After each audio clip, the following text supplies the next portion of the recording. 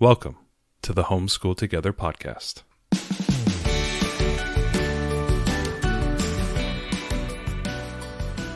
Where one working mom and a stay-at-home dad help you navigate the nuts and bolts of the growing and dynamic world of homeschooling. With a focus on early learners, like me. All the ins and outs of building and maintaining your homeschool life. Homeschool. Find out tips and tricks to make things like this easier. I'm reading. And ultimately, enjoy educating your kids. And what's that last thing? Have fun together. Did I do good, Daddy? Yeah, you did, sweetie. Good job.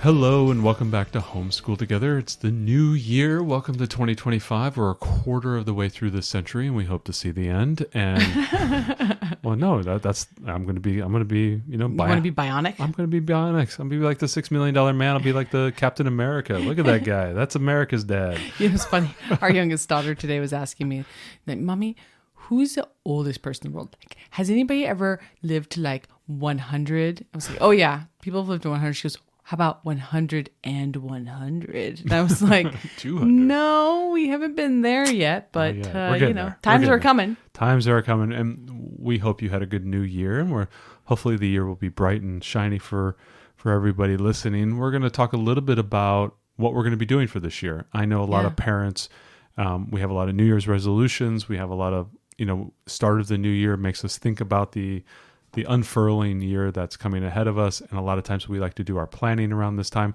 For us, how like the government has like the end of the year and like wherever it is, and then taxes are in April. For us, in our family, for our homeschool, we like to think of at the new year as kind of we're looking forward and what we're going to be doing.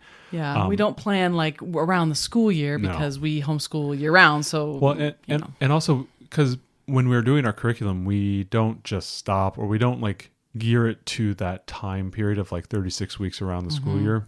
We are just doing our schooling, and when we finish something, we take a little bit of a break and then we go into the next thing. And so it's hard for us to say we start and end at a certain time of the year because we're always stopping and starting and new things all the time. Depends what it is. Yeah. And I feel like this is a good time of year too to be reevaluating what we want to do for the next year because, because you just come off the holidays. Right. And I feel like the wheels and doors start to fall off the bus as you get closer to the end of the year. We always have these like hope of like, oh, okay, December won't be that bad. No, it's a train wreck. It's always a train wreck. Super busy. Things go off the rails. Things we thought, it's like these even for companies, even in my company, like the end of the year, and you're trying to get everything closed out. I will not gain 5 pounds over Thanksgiving. I will not gain 7 pounds. yeah, right. So I feel like it's that time. It's a good time for us to stop and take stock of where we're at. I always have a few days off, and we can kind of sit together and go like, okay, where are we at, and what do we want to do for the new year,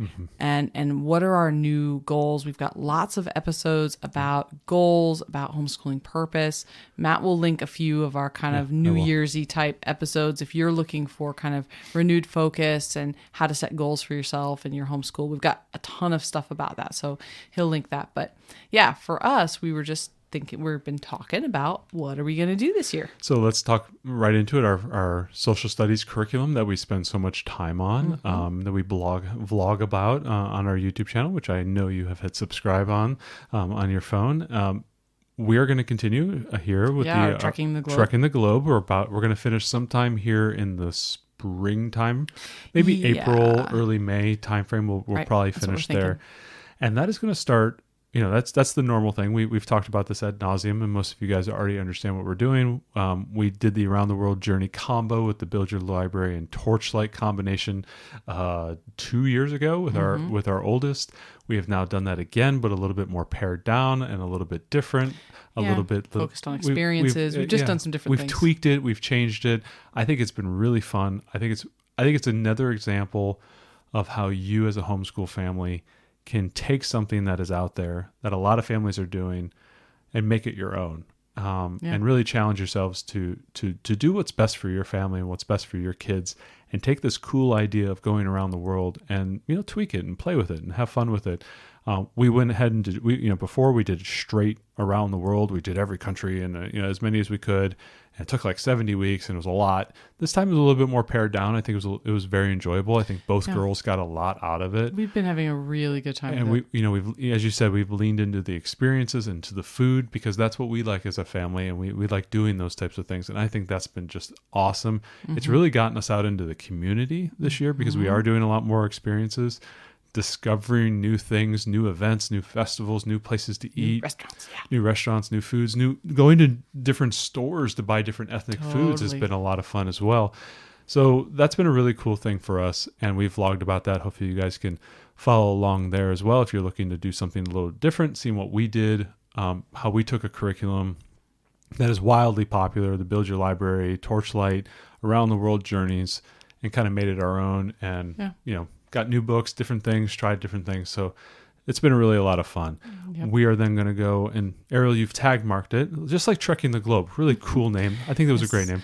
What are we calling it? Summer of Science. The Summer of Science, trademarked Homeschool Together. Don't steal it. So what we found is we don't have enough time to really focus and do science in a thoughtful way. Right now, if we were going to do science, occasionally we do some experiments here or there. Really what I'm doing, and maybe we'll talk a little bit about this later, maybe in the spring, but I've been doing a lot of workbook science, which isn't the best, but it does somewhat scratch the itch. I mean a little bit. It's diet science, let's be honest. But what we're finding is we just with the stuff we have going on with our parent partnership and all of the other sports and scouts and our Trekking the Globe, math, reading, all the things, we just aren't having a lot of time for science. So what we decided to do when we finish our Trekking the Globe, instead of jumping right into the next history segment, we're going to go and we're going to do Blossom and Roots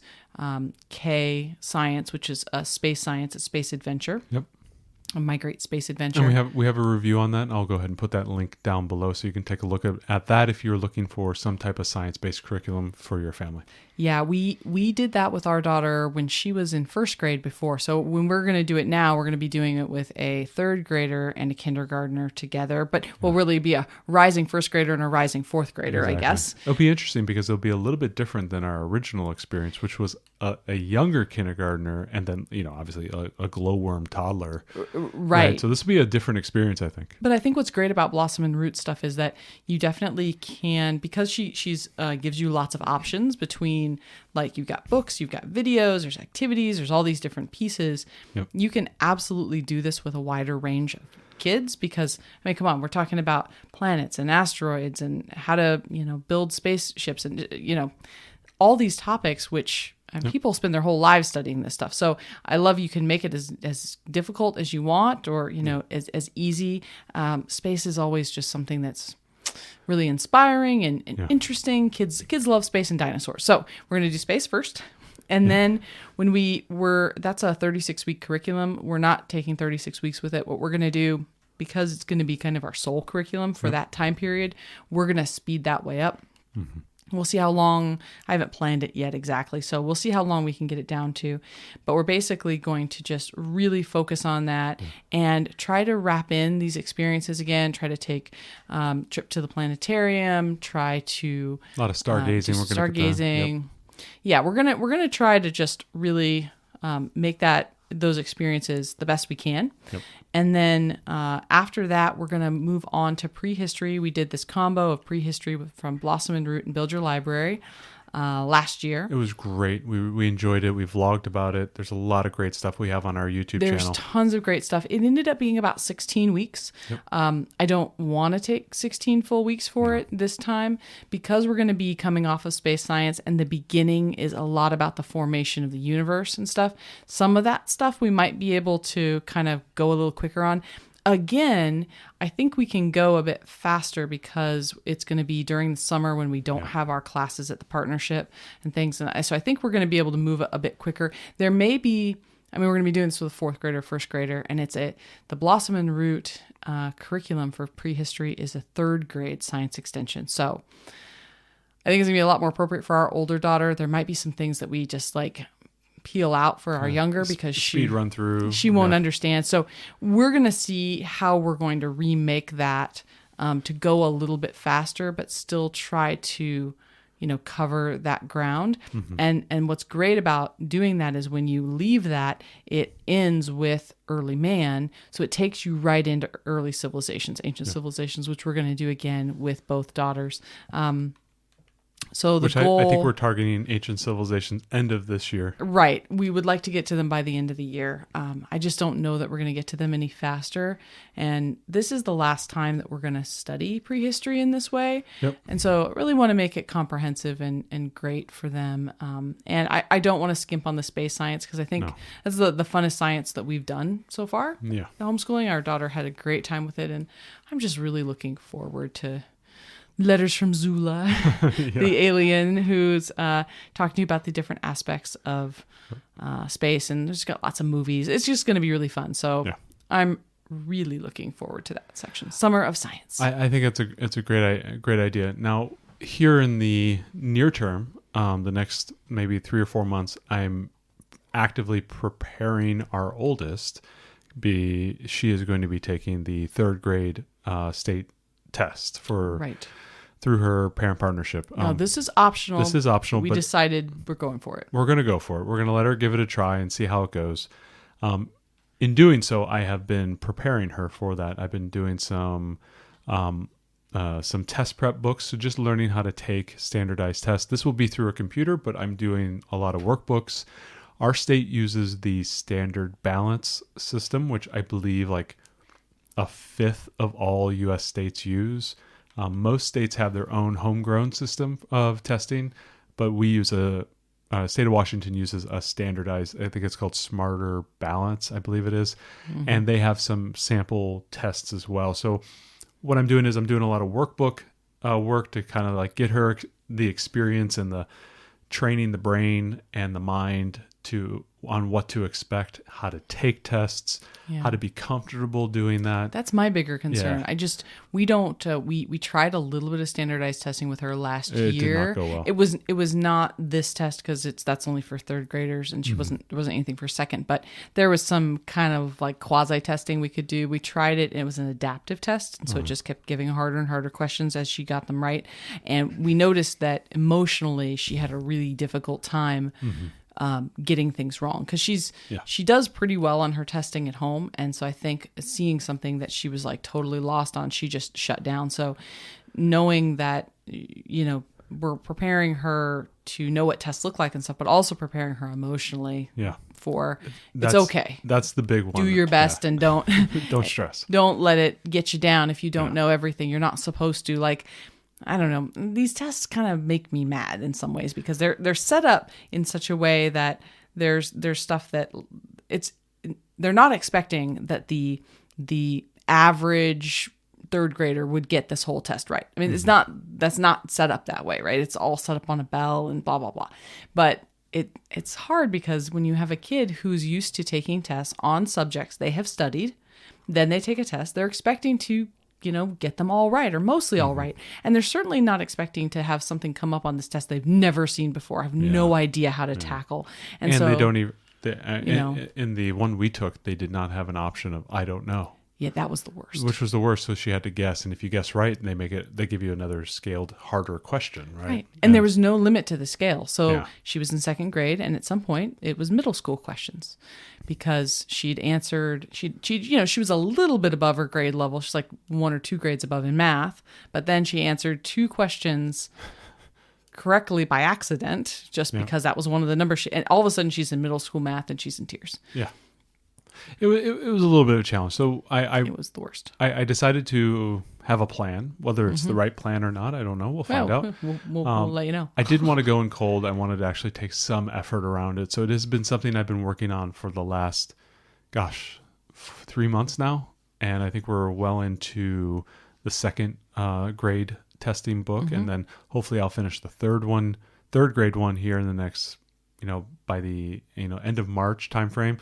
And then we can start taking the practice exams that this company has for her age range, so she can start to understand and be familiar with like the content that she would probably see on the exam when she takes that. So it's something that, it's kind of an odd thing that we're doing, but I think it's important for her to do that. I think it's important for our parent partnership to get her score because it affects how they're graded and the funding and financing and a lot of that type of stuff. So we want to help out our parent partnership. I want her to get experience with standardized tests because she's going to see them going forward. So that's something we've been working on going here into the spring. I think it's really good the way that you're approaching this, that you're doing prep books and then you're going to do prep exams, because that's exactly the same thing she's going to do for the SAT or ACT at some point. Yeah. As a professional engineer, I've taken 3 professional exams that were a lot to study for, and that's exactly how I did each of them. Mm-hmm. And so I think it's great that you're spending this time, right? Yeah. Because I don't know how many practice tests, the things they do in school for that, but I think it's great to, I don't think it's much. Like, develop this. It's like, this is how we study for big tests, because she's going to have maybe AP tests or who knows what kind of things she's going to have to take that are standardized in the future. She's 9. She's going to be 10 this year. In 6 years, she's going to be doing running start at a community college. It's too soon. I know. And so she's going to have to start taking tests from someone who's not daddy. And so I want her to be familiar with that over the next, 5 years, 6 years. I'm definitely going to be giving her those experiences so that it's not something new for her, and she's prepared for it. So this is part of that process. I think it's kind of it's something I'm not spending a ton of time on. So don't think I'm spending a ton of time on it, but it's a very, I'm making time for this. Yeah. And maybe it's 5-10 minutes, maybe at the most every day. But just talking to her about test taking, and you're right, it's really mostly the psychology of test taking, because I don't think it's a content problem. I don't think, it's ever a content problem. Getting some experience with like the way they ask questions, sure. But hopefully she'll know all the reading and, the ELA stuff. She'll know all the grammar. She'll know the reading. She'll know spelling. I mean, the stuff she's meant to know, right? Some of it's going to be purposely same with high. Right? Same with the math and all that stuff. But I want her to be able to go into it confident that she can take the test and do well. Like, I was never not worry about it. I was never a great test taker. I took the SAT a couple times, didn't score like amazing on it. Yeah, I took it a couple times too. Yeah, and so it's not. I didn't stress about it. Wasn't getting 1,600 on it, right? No. But I was like in the normal enough to get like partial scholarships in Florida and stuff. All the regular stuff. Yeah.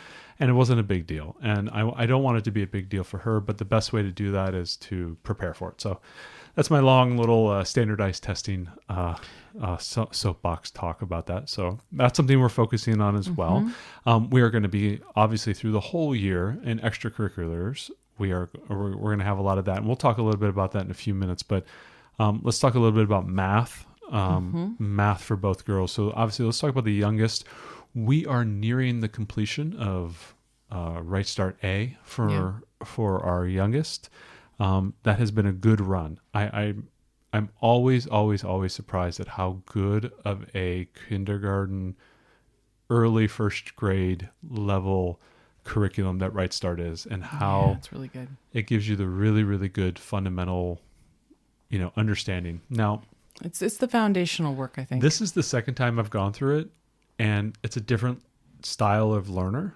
My youngest is very different than my oldest. My oldest will just go with the flow, man. She'll do whatever you want to do. She may not dig it, but she'll do it. She may take forever to do it. She may take forever to do it, but she'll do it and everything. My youngest would be like, Daddy, I know this, and I don't want to do any more of this. And I'm like, whoa. Yeah. I'm like, okay, can you show me you know this? Yes, I can. And she shows me, and I'm like, okay, we're done then. Right? Sometimes she doesn't fully know it, and she's still impatient. And she's still impatient.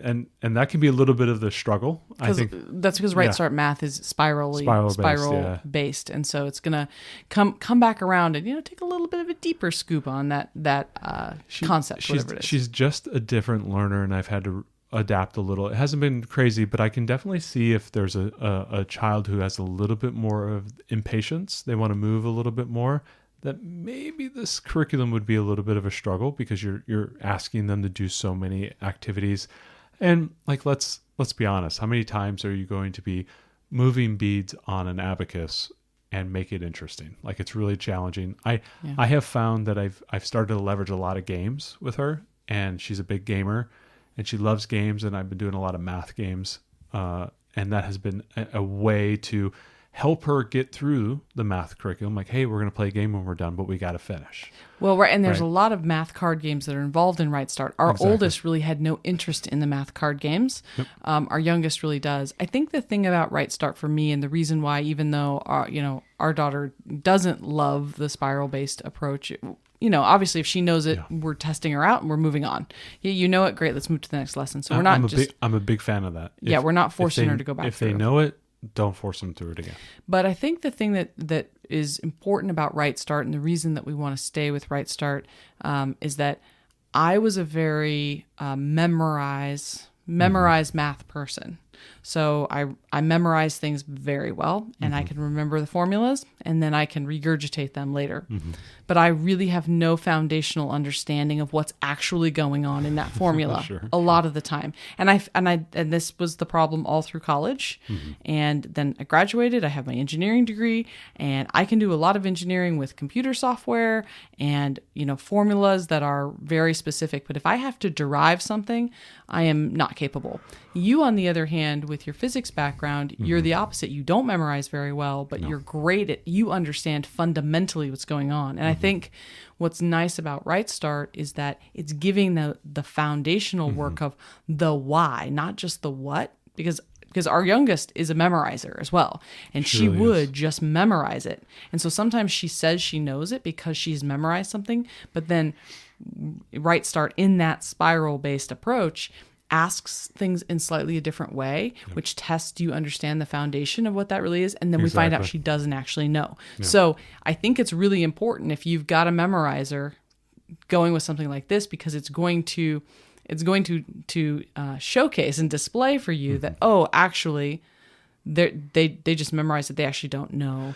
I'll give you a really good example of this. Happened about a month and a half ago or so, and we were learning how to add 1 to numbers, right? You think, that's pretty simple. Okay, but it's less than 80 or 70 or whatever it was. And we were adding 1 to like 35, 1 to 38, right? And she had to associate the ones place and be able to add it. She is such a pattern recognizer that she can see the pattern of doing it. But then what happened? When she got to 39 plus 1, she had to remember that the 9 goes to a 0 and then the 3 goes to a 4. Well, she would just write 310. Yeah. Right? So she was like following the pattern. Yep. And that showed me right there that she didn't really understand what she was doing, but she had recognized the pattern and was exploiting the pattern of, like, she saw it was like, 7 and 1, that's 8. 6 and 1 is 7. 3 and 1 is 4, right? She saw that pattern, which is great. But she didn't really understand what was going on. Yep. And that was a great example of what you're saying right there, where the looping, because once you get to that one little thing that tests the corner case, that tests your... Because the spiral is going to go a little bit different on the next time round. It's not exactly the same. It's going to then go and say, well, what's 39 plus 2? And you got to get 41 off of that. And that is that you have to understand the place value. You have to understand. And so that's just a really good working example of how the spiral-based method will come back and hammer the concept home to the point where they start to understand, I'm understanding the place value here. And I understand that there's, it has to carry over that extra 10 that was just formed and all that type of stuff. That is what I see in my oldest, that she intimately understands these concepts, and she understands these things because of all the years of Right Start that we've been doing, that have been layering in this knowledge. And it's very funny to watch my youngest run headfirst into that and go, I don't really understand what I'm doing. Right. Like, I remember when we had that example, I had to pull the abacus down, do 39. I say, add 1. What do you have now? She goes, 410. And she wrote 40. Yep. But she understood. I go, because now we have a new 10. We have just made a new 10 in our ones. And she's like, okay. So you have that realization in there. And I think this is the reason why we like to Right Start Math. That's a really good working example of what it does and why it helps in the way it does. But we are then going to move right on to Right Start B, which is essentially first grade math, maybe a little bit into second grade based on the standards. And once we complete that, we're going to do the exact same thing we've been doing with our oldest, and we're going to go back and really drive home the concepts and the confidence by using Math Mammoth 1 as kind of a review curriculum. So we'll be doing the double curriculum method that we'll be doing here. And I love this method. I love this really. method. It's, what's great is Right Start is fantastic at all the things we've talked about, the foundation and the theory behind it and understanding the real worldness of the math problems. It's not great at lots of practice. And from having STEM backgrounds and all of the years of math that we have both taken, while I totally agree that it would have been awesome if I would have understood the foundation of things a lot better, I also understand that you do have to practice these problems a lot. It's a muscle. At some point, yeah, you do. Well, it's like I always like to associate it to a language. Math is a language. You're not going to learn Spanish without practicing. You're not going to learn math without practicing. Right, and Right Start, you got to conjugate the verbs. You got to memorize some things. practice. It's not like it's practice free. I'm not saying that, of course but we want to just okay, now you know why this is this way. Now run a ton of problems. Yeah. And so that's what's great about it, because once we finish Right Start and we go back to Math Mammoth, then they get to, it's kind of the entirety of the Math Mammoth curriculum is almost a test, because it's like, okay, did you really understand the theory that we learned in Right Start? Let's go ahead and practice. And let's really cement this knowledge so that when we go on to the next level of Right Start, you are solid. Like, that is solid. You got the theory and you got the practice and memorization, the muscle, you got both pieces, and you can go on and step to the next level. I think they work so well together. I wouldn't want to lose either piece, really. No, I don't. I wouldn't want to go just with one or the other. I think they work really nice in concert. And now, talking about that, let's shift to ELA stuff with our youngest. I'm doing the exact same thing there as well. Yeah, it's funny. We have kind of the same methodology. I'm doing it in reverse, though. Where Right Start is our core curriculum, and then we follow up with Math Mammoth. My core curriculum is all about reading, which we've talked about at length, but I'm not following it up with we're using is Explode the Code. I am actually starting with Explode the Code, leading into the level of All About Reading. And I did this before we started All About Reading level 1 with, is it 1 or A? I always say A. Or is No, it's one. It's Right one. Start's A. Yeah. Right Starts in letters. All About Readings and numbers. Yes. Yeah, it's the reverse. Yes. I always got to remember that. I started with Explode the Code 1 and we did the pre-reading ones and the ready for the code and all that stuff. Get set for the code. And so we did All About Reading level 1, which taught me all 5 of the short vowel sounds. And I think You mean Explode the Code 1? Explode the Code, yes. Yeah, you did Explode the Code 1. And then it showed us all the short vowel sounds, and then I think it did most of the letters. And then going into All About Reading, she already knew all these sounds because we did the Explode the Code, and she loved the workbook. And going into All About Reading, it just primed her pump to be able to accept this. And we are just ripping through. When All About Reading has all the great reading practice, has the readers which and is the cards and the tiles and Explode all the that Code stuff. doesn't have, right? Exactly. You have to go to Beyond the Code, and you can't do Beyond the Code until you've been through the first couple levels of Explode the Code. I think it's once you get past level 3 of Explode the Code, you can do the first level of Beyond the Code, which is your reading comprehension. Yes. So, if you don't do something like an All About Reading, or you can pull in different kinds of books, but then you'd have to find a different way to get reading it. Yeah. The actual reading, not just words and stuff. So it's interesting. We did it the opposite way with our older daughter, and we did All About Reading first. Yeah. Because she is not a memorizer. No, she's not. And so I think our youngest, the reason this is working, I think, for her is because you can tell her the sound and the letter, and she remembers that information. You introduce like the TH sound, the phoneme there, it's like, and she's like, okay, every time I see a TH, I'll say that now. Yeah. And you're like, okay, like this is wildly different than what your sister did to me. And how she learned to read over a course of 4 years. Like, I just feel like I'm going a lot faster with this one, and I think we're going to get there so much faster because of it. And as an educator, I used to dread opening up the reading curriculum with my oldest because it was such a struggle. And it didn't matter what curriculum we would have had. I did the Explode the Codes. I did these things. Yeah. I did these things. I tried everything. I literally tried. I threw everything and the kitchen sink with the baby in it at my daughter. And I tried everything. And it was really just a time problem.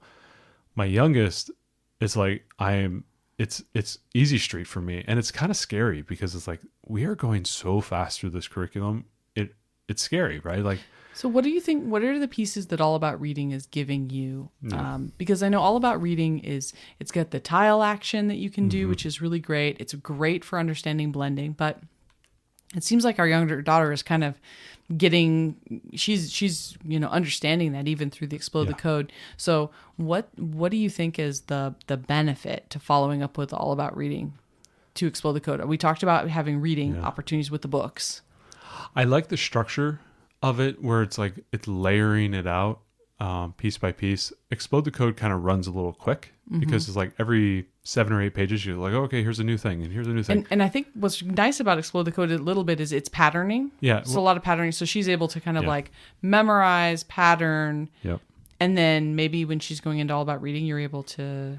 I think she gets exposed to more words in the All About Reading. I think also with the readers, there's kind of this heartbeat that goes through All About Reading, where you learn some concept and then you get some readers. Learn some concept, get some readers. So you can almost think of All About Reading as like each lesson is really 2 lessons, and you're going to spend a week and a half in this, and it really helps you drive home whatever the concept is, whatever the phoneme. Oh, it's a new short vowel sound, or it's a new whatever. It really, like, you spend time in it for the course of a 2-week period or a week period, week and a half period as you're doing the 2 lessons. I didn't get that as much with the Explode the Code, but because my daughter's a memorizer, she was just grokking it really easily. So she was able to memorize. She didn't really understand exactly. Or she didn't get the experience of like reading lots of words. There's a cool thing with the All About Reading where when you learn a new phoneme, they then have you with the letter tiles make a bunch of words, and you're swapping out one letter. So like path is a good example. P-A-T-H, right? It's like, oh, this is pa, a, th, and like, let's read it together. Let's blend the sounds. I'm going to take the pa out, and I'm going to bring in a B, a letter B, ba. What is our new word? Knowing that this was pa-ath, what is this new word? And it's like, oh, this is ba-ath. And she's just starting to blend the sounds. I really love that way I can use the tiles to show, and every new lesson is like, I don't know, there's like 20 new words there that she's playing with. And it's a lot of the word ladder type of method where you're exchanging one letter for another and you get a whole new word, and really seeing those letter patterns, because as you put those letters together, the eyes are starting to blend them together. They're starting to, instead of decode the word, they're going to start to sight read those words. And I'm already starting to see that with my youngest, where my oldest really struggled to, like, simple words like on, right? She was decoding that up until a year ago. Yeah. Right. And my youngest is like on, in, the, like, she's seeing words as complete entities. And I think that's a little bit of the change, which I think has been really eye opening. And so I'm happy I exposed her to the letters before going into All About Reading, so it wasn't so fresh. But I think if I didn't do that, I think she still would be doing really well in All About Reading. It was just the act of doing that she has so much confidence in All About Reading. She's not worried about anything. So, I like that. So when we finish All About Reading, I'm going to do another level of Explode the Code with her. And then before we start All About Reading level 2. One of the things that we like about Explode the Code as well is it gives a lot of handwriting opportunities. Oh, and there's not really handwriting as much at all in the early All About Reading. Handwriting and spelling is the hidden awesomeness of Explode the Code. You just get so much of it. Yeah, because it's workbook based. All About Reading, I mean, it's literally nothing in those. I mean, you're getting spelling in the sense that they could be spelling with the letter tiles, but I really want her to be writing the letters. Yeah, working on that dexterity. Working on her penmanship. we've had to layer in handwriting books from our Yeah, oldest. we should talk about that too, I guess. Yeah, and so we've been really focusing a lot on handwriting with my oldest. So let's get into our oldest. Math wise, I don't know. I got nothing to complain about. The girl's like on level E. We're gonna finish it here soon. Yeah. We're gonna go on Explode the Code. No, Math Mammoth. Was it level 3 or 4? No, it's going to be 3, 4. I can't remember. I think it's going to be, well, let's Was see. it A? So B is 1, C is... She's on 5th D. grade math right now. Yeah. Right? Yeah. So she's on... Well, no, wait. No, she's on level 4. She's on 4th grade math. So Yeah. she's finishing 4th grade math, so then she'll do Math Mammoth 4. Yeah. So then we're going to go on Math Mammoth 4. She'll run through that. This has been a little bit of a... I think it's kind of slowed down a little bit because we've run into a memorization problem. Memorizing your multiplication tables is the linchpin of level E. Yeah, it's funny how sometimes memorization, it is required in some places. It right? is. You understanding the theory is for her- amazing, for but her, you do have to memorize sometimes. Level A went a little bit slow for Right Start because she had to learn how to write numbers and learn how to memorize them. And how to recognize them. Recognize them and read them. Like it wasn't her jam. But once she got past that, we ran really fast because there was literally nothing slowing her down. It was just adding and subtracting and the concepts she got and all that stuff. It was really straightforward for her, doing addition, subtraction, addition, subtraction, vertical addition, vertical subtraction. It's just super easy. Then all of a sudden, level E, boom, we ran straight into another memorization problem, which was learning all her memorization tables. Now, that being said, she's done really good at it. And I think that she's doing a lot better now because we've now overcome the reading thing. And so she's starting to, I think, get past that problem. But the straight rote memorization, if you look at the multiplication table, it's a heat map of difficulty. Yeah, sure. The outer side is super easy, the top and the left side, because it's like, oh, it's 2 times 8, 3 times 8. Those are easy to memorize because they're smaller numbers. You obviously remember the 9s are fairly easy because you can use your fingers. 10s are straightforward. 11s are really easy up to 9 because you double the number, right? Right. 12s are an absolute void because it's so hard to memorize what's 9 times 12, right? Like those are hard to memorize. And then there's this little core right in the middle. Yeah, it's your 7 times 8, 6 times 8. Yeah, the 7 times 8, the 7 times 7, the 9 times 8. Those are just wickedly difficult for her to memorize. Yeah. Obviously, the 9s are fairly straightforward, but the problem is you can't sit there and essentially decode multiplication by saying, 7 times 8 is really 8 times 4 plus 8 times 3. That's just going to take so long. Yeah. And it takes so much extra effort.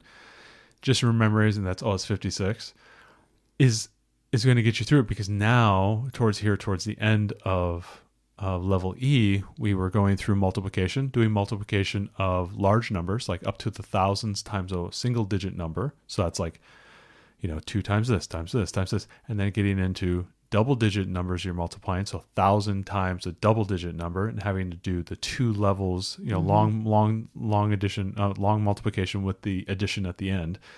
And I told my daughter, I'm like, listen, you have a number that's in the thousands times a double digit number. You're doing 8 multiplication problems with carrying. Then you have to get all that right to layer in your two addition problems below, and then you got to add all that together. You're literally doing 10. If you're carrying like numbers above, you're doing an addition. So it's a multiplication plus a little addition. So you're potentially doing, I don't know, that's 8 numbers. You're potentially doing like 14 math problems plus the 2 at the end, like 16 math problems to get one problem correct. Yeah. And I remember when we were first starting the double digit multiplication of larger numbers, dude, we did like 10 of them. And I looked at her and I go, sweetie, you've done a really great job. You worked really hard, but we have not gotten one right. Like all the way through. Like you did it correct. You always made just a super small mistake somewhere. And you're just like, oh man. But then I remember she finally did one. And she was like, you did it. You got it all the way right. And I'm like, I'm not doing this in my head. I'm doing it on the calculator. Like the answers are in like the hundreds of thousands, right? Yeah. I'm like, you got it right. And she was like overjoyed, but it took a while because it's like there's a stamina, there's a focus, there's the memorization, there's the addition. You're having to do that stuff in your head because I encourage her to do it on the side of the page, but then she gets distracted and she's not paying attention. So that being said, it went right into division, which again is reverse multiplication. So, so all those different equations, all those different things. You're then you start to separate factors and all that stuff. Then you're starting to do long division, which is like, okay, we have long, we have 1,000 place value number divided by a single digit number, and then you're having to do so many little math problems, and it's just like, yes, there's a formula, but you got to get it all right to get the right answer. And you're doing, which means the easy things like 1 digit plus 1 digit, 1 digit minus 1 digit, or times or divided by. You need to know those. Yes, and I told her, I said, we're going to keep practicing this. It's not a big deal, but I'm going to tell you, when we get into higher level math and stuff, you've got to know this stuff. Like, it's got to be quick because you don't want to waste time. And I think that's a lot of times where students in math and science kind of get left behind, where they haven't had the practice and the time and the care to master those skills of multiplication, separating factors, doing division quickly. Because once you have those tools mastered, you can leverage those in other higher order math, that we start to learn in like middle school and algebra and things like that. But you need to be doing that fast there. And the problem is you get a student who's in middle school, maybe even lower high school level math, algebra 2, pre-calculus, things of those nature, and they don't have the multiplication and division down pat. They're struggling here. It's because they don't have those skills. And when they do those problems, they go, oh my gosh, I don't know what, 56 divided by 7 is. I don't know. Like or they don't see the relationship between the numbers and say, 63 divided by 7. Oh, that's 9, right? And all that type of stuff. If they don't see those relationships, they don't do the division and they don't fix the fractions. They can't do the algebra very fast, and they struggle. Yeah, it's really tough. It's really tough because you don't see the relationships of these multiplication and division. And so I'm starting to see a little bit of that challenge, but we're going to overcome that. And so, not that it's a big challenge. I'm just saying, like, this is our sticking point right now. Yeah. That I'm running through. But she's doing really good. We're going to go right on to the Math Mammoth, and then we're going to step right into the next Right Start. So it's kind of fun because I'm starting to talk about. A couple of years ago we were doing early elementary. Now I'm starting to do upper elementary, and I'm starting to see the relationships and how elegant the curriculums are and how much needs to be layered in. It's not. I used to take it for granted. We're just doing long division. That's easy, but just to think about how many skills it takes that she has to know to a really good level to be able to execute that. Yeah, it's just. I take it for granted, and seeing it unfurl here, like what we're doing, is I think I have a new appreciation of what's going on. Yeah, I think it's been really great. I think one of the challenges that we've had is that our older daughter has she struggled with her reading, although now she's really doing well. It's kind of funny. It's reversed. Yeah, I wouldn't say she's reading at a third grade, like solidly. I mean, she can read at a third grade level. She's still not picking up books for fun. We're it's not like all roses still, but doing tremendously better than she was. Actually, it's less struggle to do the reading curriculum now than it is to do the math curriculum. So, but the math, she's always excelled, and she's always been a little bit ahead on the math. And the problem has been that the math problems and things are starting to use language she can't read. Yeah. So we've had that problem, and now that's getting easier now that her reading is coming up. But we've had that struggle the last probably 2 years that the math curriculum is assuming that she can read at a level that she can't, which is something that I think that if she were in normal school, quote unquote normal school, a public school, I think that that would be a real struggle because she would be asked to do these math problems, and she's perfectly capable of doing the math, but she couldn't read it. So now she's starting to be able to, she still can't always, but for the most part, she can now read those word problems and read the math instructions on tests and stuff. So I think that's better. Now that the readings come in, it has been something that I have been doing a lot with her, is asking her to read the descriptions, read the text. The amount of reading that she's doing now is so much more than she did before because I'm taking advantage of doing these things as reading practice. And so just training that reading mind. So now she's not afraid to read a word problem and go ahead and do that. She's been in an acting class at school, and she's been, asked to, handed a piece of paper, read this in front of the class. And she would have dissolved into tears last year. Yeah, for the same question. Same question. So I think that's really great. So she's doing really well with math and reading. Of course, all the things we talked about with science and history, both the kids are going together. You did talk a little bit about handwriting. She is doing an Evan Moore handwriting book that's been... The Daily Hand. I think I reviewed it on our YouTube channel, so if you want to take a look at what that looks like, that's been a really good thing for her. It's been really good, and I think we'll start getting our youngest to start on handwriting this year as well. Right, we haven't worried about it too much yet, but I think this is the year to start working on the handwriting and holding her pencil correct and that kind of stuff. So I think that for the most part, that's going to cover... Our academics, of course, art is all about. She's doing she's doing all about reading. She's doing great on that. We're on level 3. Yes, our oldest. Yeah, our oldest, and we're gonna probably finish that here in the next couple months, and then we're gonna go ahead and do the Explode the Code review that we've been doing, which is she's doing the opposite of what her sister's doing. Right. Yeah, she's doing it after. And then we're just going to continue on with All About Reading 4. Well, we've talked a little bit about spelling. Yeah, that's something that we tried to do level 1 of All About Spelling last year. It's the thing I'm most terrified of, because what is it? What is it? What is spelling? It's memorization. It's memorization. So the problem we had when we tried to do it the last time was that she was struggling so much with her reading that it was like double punishment. It was double punishment. Because reading was already a tough subject to sit down and do together. Yeah. And then it was like, okay, and now let's do, this is basically kind of like reading, and it's the skill you're not great at.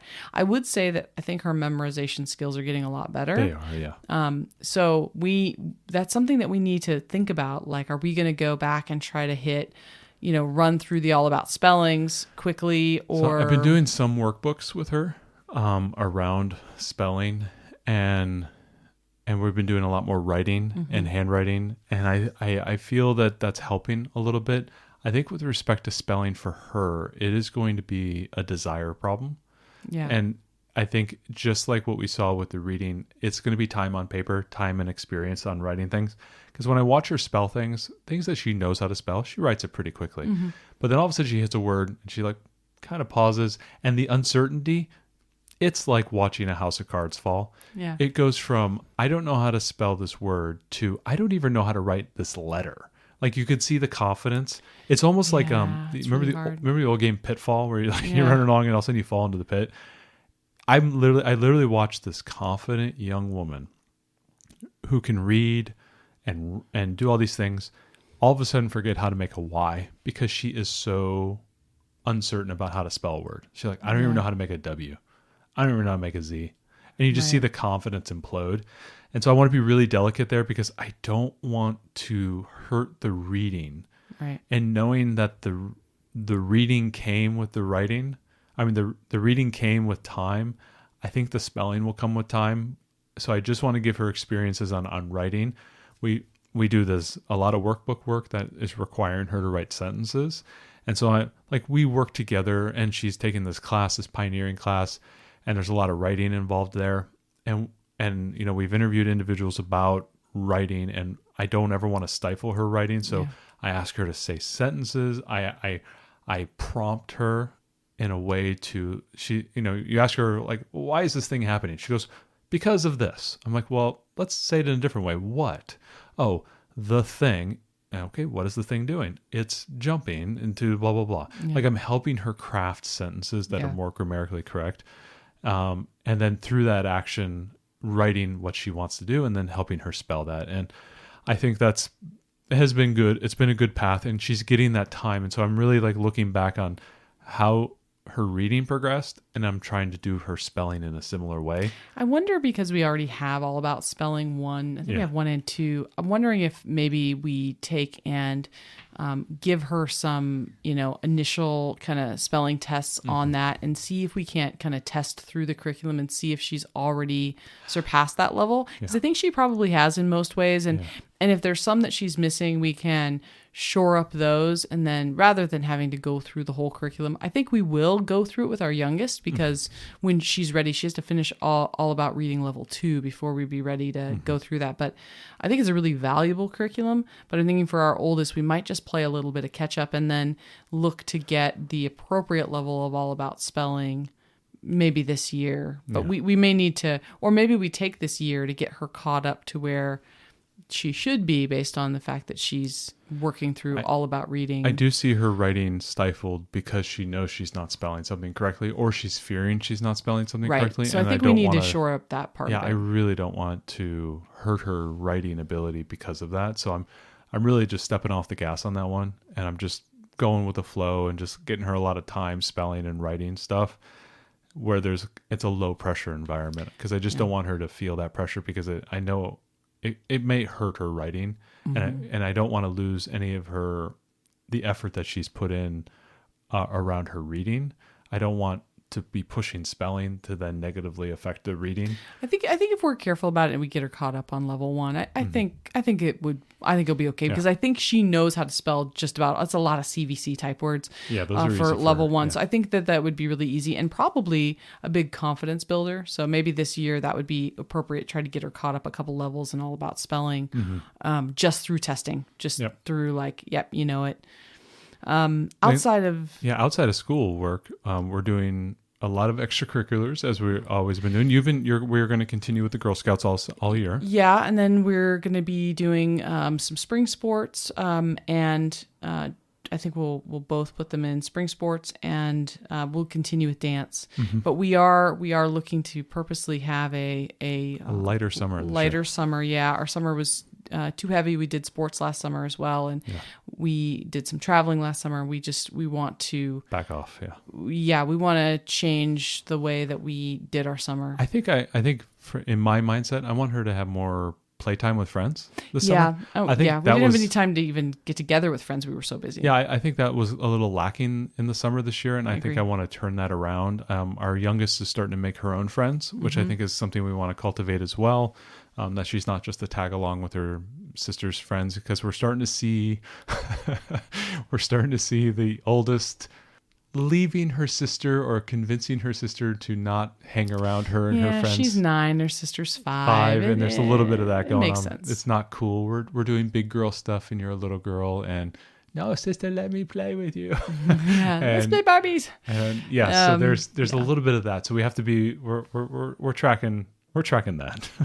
Yeah, lots going on this year, and I think there's going to be a lot of growth from both of our kids this year. So that's our rough plan, and you'll hear throughout the year how that goes, or if that works out. Best plans. Laid plans. Yeah, it always is. But I think we've got a good plan, and I hope that you all are getting your New Year's plans ready. And hopefully sometimes we're talking about this stuff in real time here, and hopefully this has inspired you to think about your coming year and think about what's coming up, and having a good plan and a strategy, and thinking about the things that are coming and things that you're doing and some of the challenges that you're seeing, and maybe you can predict and see maybe challenges in the horizon and things that you can do to navigate through those. Homeschooling is a constant, whack-a-mole of problems, right? Because we're constantly moving forward, and we're just, there's always something new that we're whacking. And I think that is, the biggest challenge. And I think I'm glad we have this community. I'm glad we have the Facebook group. I'm glad you're listening to this podcast, and hopefully this is helping you. Hopefully some people on the Facebook group are helping you with those problems as well. If you're not sure what you're going to do, or what order you should do curriculums in, or if you want to tag two together the way that we're doing with like Math Mammoth and Right Start, maybe you have two others you're tagging together. The Facebook group is a great place to put it out there and just say, hey, what do you think? This is what I'm thinking for my plan. I think it's helpful to have plans, even if they don't always come true. At least it gives us some guidance and a way forward. So hope that your planning is going well in this new year. Happy New Year. Thanks so much for joining us today and making us a part of your homeschool journey. Please engage with us on social media. Join our Homeschool Together podcast group on Facebook, and find us at Homeschool Together Podcast on Instagram. We'd love to hear your feedback, questions, and recommendations. Until next time, happy homeschooling!